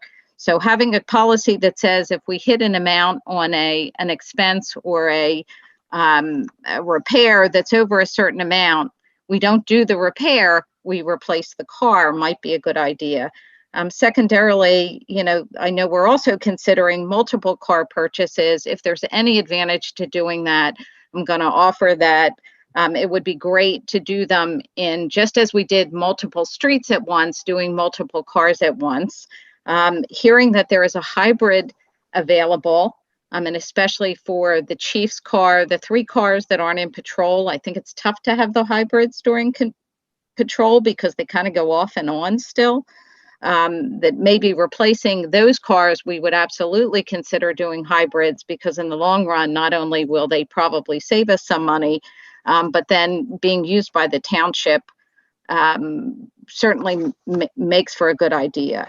My second comment tonight is not related to the agenda, but it is of note. They're doing a deer hunt in Ridley Creek State Park. The proliferation, the growth in the deer population, certainly in my backyard, is not only distressing, but is going to become a public safety issue if it hasn't already become one for the township. So I'm going to urge the Board of Supervisors to get on the agenda, figuring out what do we do about the fact that we've had all this development. It's moved the deer population. It doesn't seem to be reducing them unless somebody hits one with a car. And it really has become noticeably worse in the past couple of years. The third comment is also related to, not to the budget, but to ask you in advance of considering the budget, since Ed had brought up learning for the first time, that we might consider salary increases and salary adjustments. Going to urge the board to consider asking Manager Nease for a schedule of all the township employee salaries so that you guys can look at them and view them in terms of what do they look like relative to market? What do they look like relative to other townships? And this has nothing to do with an assessment of any employees. This is everything to do with, let's try and retain everybody we consider as tremendous and make sure that they are paid accordingly, and get out of the notion of everybody gets some amount of increase every year. I am going to ask the board to further clarify how you're going to communicate the zoning rewrite. It sounds to me like it's going to be at our planning commission for a total of 4 meetings. Would love to know when it's going to be at Delaware County Planning, as well as when the actual draft ordinance is going to be available to the public, because it is significant, because there's so much in it. The sooner we can notify the public and they have time to review before those January meetings, I believe would be really, really helpful. And lastly, Leonard's commentary about the streets. I really am going to, at multiple meetings, say this as I have before. We have areas of the township that pay the same tax rate as everyone else, but because we chose not to require them to be, when they were built, and especially the older neighborhoods, be to code, we've now created a scenario where they have an expense that's greater than some of our other neighborhoods. And certainly in the case of the avenues, if you went down there, those roads are not PennDOT approved. They're clearly not to code. So, you know, as it relates to the heights, now Florida Park has gotten new roads because of the sewer project. You know, I, for one, am really with everybody should get the same level of service. And it certainly would suggest that in some of those neighborhoods, they're not getting the same level of service for the amount of tax that they pay. Okay, that's it. Thank you. Thank you, Mrs. Wilson. I see no other public comment, so we are in adjournment. Our next meeting is Monday, November 23rd. Thank you for participating, and have a great 2 weeks, folks. Thank you. Thank you. Thank you. Bye now.